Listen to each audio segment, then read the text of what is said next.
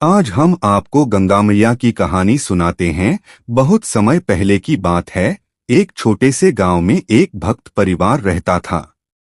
वे गंगा मैया को बहुत मानते थे और उनकी पूजा अर्चना करते थे।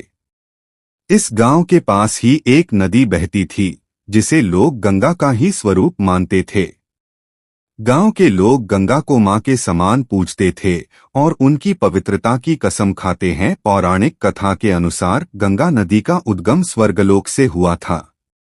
राजा भागीरथ ने अपने पूर्वजों को मोक्ष दिलाने के लिए कठोर तपस्या की थी, जिससे प्रसन्न होकर भगवान शिव ने गंगा को अपनी जटाओं में रोककर धीरे धीरे पृथ्वी पर प्रवाहित किया।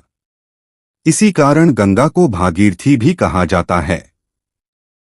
गंगा नदी को लेकर गांव में एक मान्यता थी कि जो भी इसमें स्नान करेगा, उसके सभी पाप धुल जाएंगे और उसे मोक्ष की प्राप्ति होगी।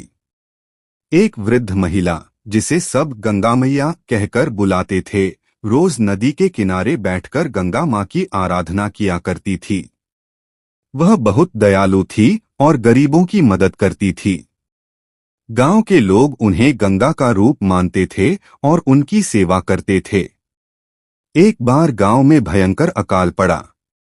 बारिश न होने के कारण नदी सूखने लगी। लोग घबराए और मदद के लिए गंगा मैया के पास पहुंचे। गंगा मैया ने सभी को धैर्य रखने को कहा और खुद गंगा मां की उपासना करने लगीं। कई दिनों तक निरंतर उपवास और प्रार्थना के बाद अचानक आकाश में काले बादल छा गए और मूसलधार बारिश होने लगी। देखते ही देखते नदी फिर से लबालब भर गई। गांव के लोग गंगा मैया के चरणों में गिर पड़े और उन्हें देवी का स्वरूप मानकर पूजने लगे। कुछ वर्षों बाद जब गंगा मैया बहुत वृद्ध हो गईं, तो उन्होंने गांव वालों से कहा, अब मेरा समय आ गया है। गंगा मां ने मुझे बुला लिया है। इतना कहकर वे नदी के जल में समा गईं। तभी से गांव के लोग हर साल गंगा स्नान का पर्व मनाने लगे और गंगा मैया को याद कर उनका पूजन करने लगे। गंगा मैया की यह कथा हमें श्रद्धा, भक्ति और निस्वार्थ सेवा का महत्व सिखाती है। यह कहानी हमें बताती है कि सच्चे मन से की गई प्रार्थना कभी व्यर्थ नहीं जाती और मां गंगा अपने भक्तों की हर मनोकामना पूर्ण करती हैं। गंगा नदी भारत की सबसे पवित्र और महत्वपूर्ण नदी मानी जाती है। इसे मां गंगा के रूप में पूजनीय स्थान प्राप्त है। गंगा केवल एक नदी नहीं, बल्कि भारतीय संस्कृति, आस्था और सभ्यता की प्रतीक है। गंगा नदी का उद्गम गंगोत्री ग्लेशियर से होता है, जो उत्तराखंड के हिमालय में स्थित है। यहाँ से निकलने वाली भागीरथी नदी आगे चलकर अलकनंदा नदी से मिलती है और फिर इसे गंगा के नाम से जाना जाता है।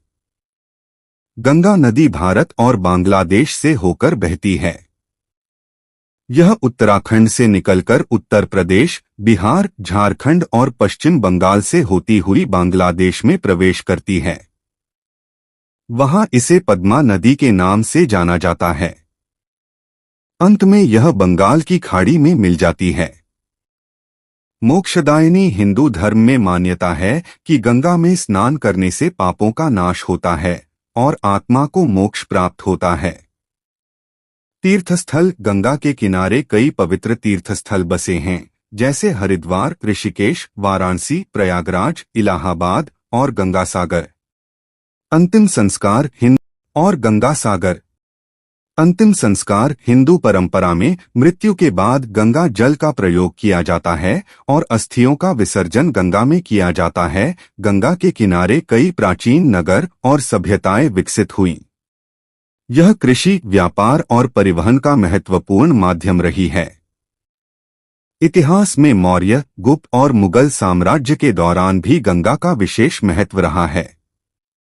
गंगा नदी की कई सहायक नदियां हैं, जिनमें प्रमुख हैं यमुना, सोन, गंडक। वर्तमान में गंगा नदी प्रदूषण की समस्या से जूझ रही है। इसमें फैक्ट्रियों का कचरा, प्लास्टिक, गंदा पानी और धार्मिक कचरा डाला जाता है, जिससे इसकी पवित्रता और जल की गुणवत्ता प्रभावित हो रही है। सरकार ने गंगा को साफ करने के लिए कई योजनाएं चलाई हैं, जैसे 1 नमामि गंगे योजना 2, गंगा एक्शन प्लान 3, स्वच्छ गंगा अभियान। गंगा नदी केवल